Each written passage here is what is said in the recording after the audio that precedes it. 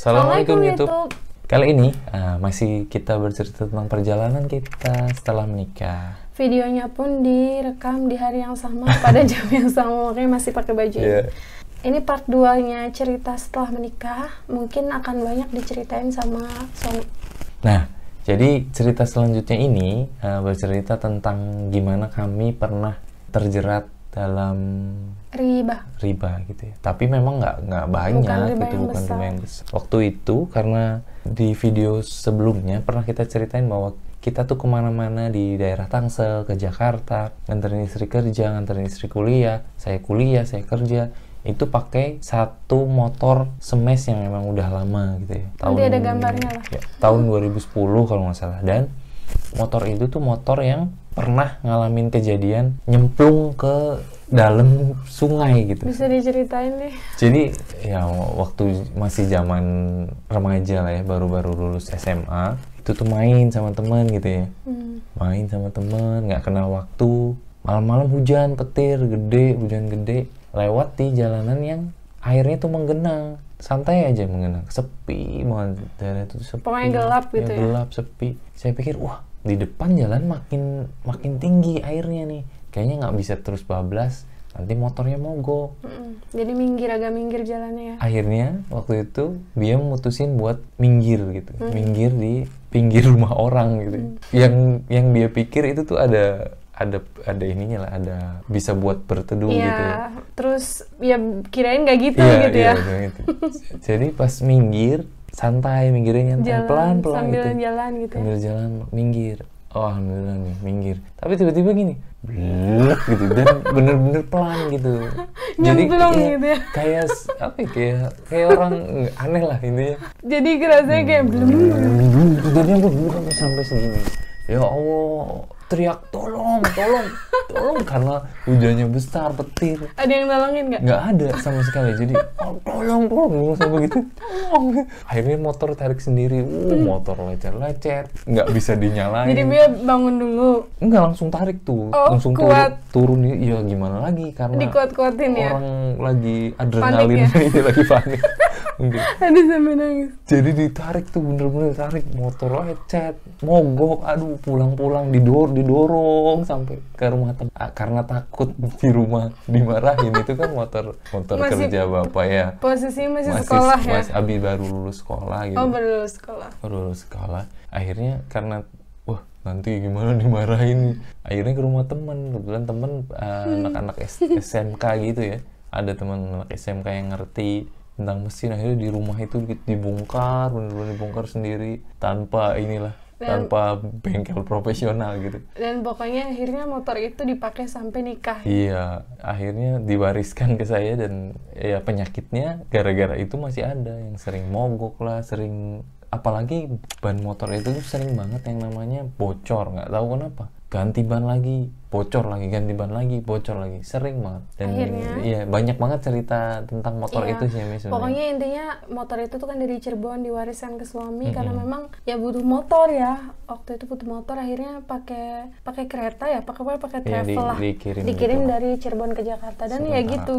Entah mogok lah, entah bannya pecah, sering banget bannya pecah, bahkan ya cerita tilang. Jadi karena kan waktu itu dia juga belum punya SIM ya? Belum punya, jangan ditiru lah. Jangan ditiru. Kalian harus punya SIM kalau mau punya kendaraan.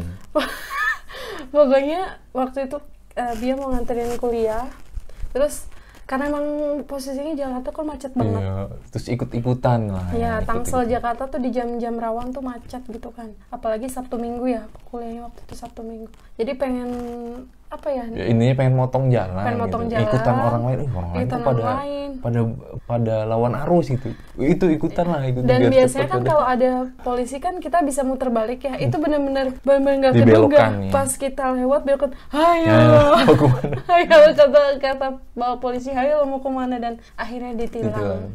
Ya itu pokoknya cerita motor itu tuh benar-benar banyak banget kejadian, cerita dan kisahnya lah. Yang entah dorong motor ini. Dan akhirnya setelah berdiskusi gitu ya, dan merasa wah kayaknya bisa nih dengan sombongnya gitu, tanpa menghadirkan istilahnya tanpa melibatkan Allah untuk keputusan itu. Jadi awalnya karena kita capek nih motornya. Jadi dalam 1 minggu tuh mungkin bisa 2-3 kali ban bocor ya. Karena memang harusnya bannya diganti tapi nggak diganti-ganti gitu ya. Enggak, tapi udah diganti pun kadang tetap gitu ya. Bocor, aneh makanya.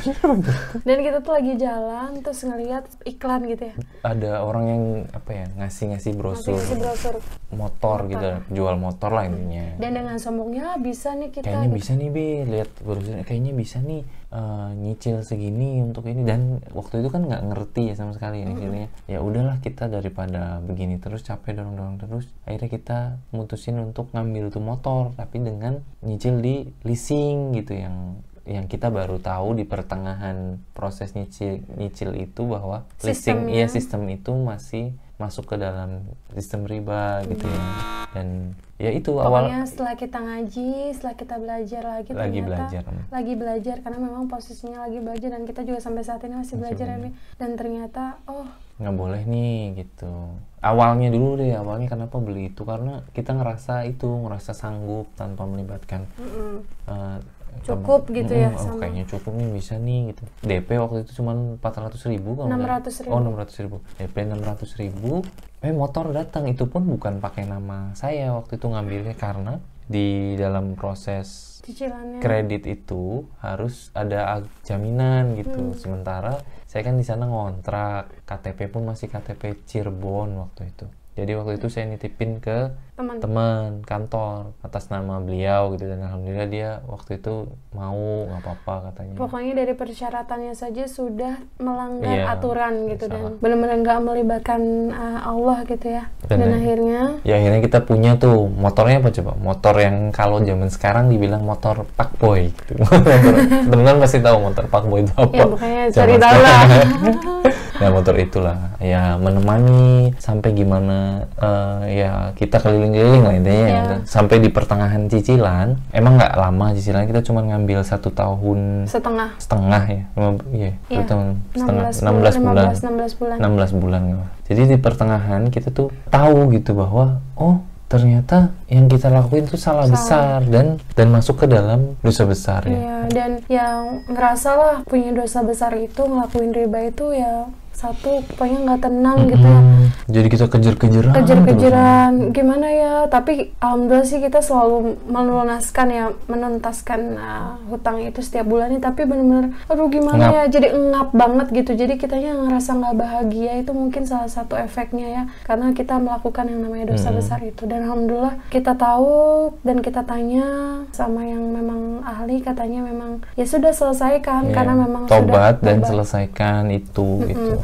Dan itu adalah satu jalan atau langkah awal kita untuk menjauhi yang namanya riba. Maka dari itu pas alhamdulillah Ar-Razzaq kasih rezeki lebih, kita juga akhirnya kenapa banyak nanya kok sampai 4 tahun nggak punya rumah sih, padahal yang lain bisa aja gitu. TRR main film waktu itu ya, nanti mungkin diceritain gitu ya. Alhamdulillah jualan dan lain sebagainya. Kenapa nggak cicilan rumah aja gitu, kenapa nggak punya rumah sendiri gitu ya? Karena bahkan dulu cita-cita kita emang punya rumah di sana di gitu Bintaro ya.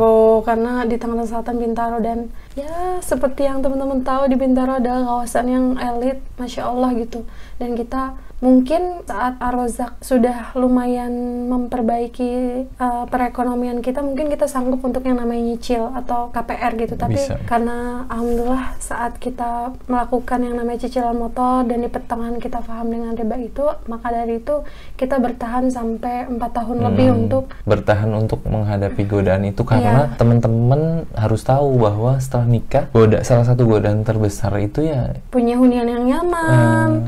Gimana caranya bisa jadi orang gitu ya, bisa jadi orang yang dipandang. Betul. Karena sekarang tuh kadang kalau kita, ya nggak semuanya, tapi orang tuh kadang suka memandang orang lain itu berdasarkan dengan siapa dia, apa yang dia punya, sebanyak apa hartanya dan lain sebagainya. Dan itu adalah godaan terbesarnya pasangan-pasangan muda. Bahkan mohon maaf gitu ya, di video kita yang 5 juta menikah itu, kalian yang nonton ini jangan lupa nonton video itu juga. Itu juga godaan terbesar ya. mungkin kalau nikah itu kan pengennya wah gitu ya, bahkan banyak, mohon maaf, yang nggak sanggup untuk menikah di gedung dengan biaya yang tidak kecil, besar, bahkan akhirnya mereka merelakan untuk hutang dan akhirnya menyengsarakan mereka sendiri setelah menikah. Jadi kita nggak mau gitu dan kita akhirnya memutuskan untuk ya menahan. Ya udah kita tahan semampunya itu, tapi nabung, dan alhamdulillah sekarang diizinkan untuk punya rumah tanpa riba itu, alhamdulillah. Ada lagi? Nah itu dia buat teman-teman semua. Itu part 2 cerita kami untuk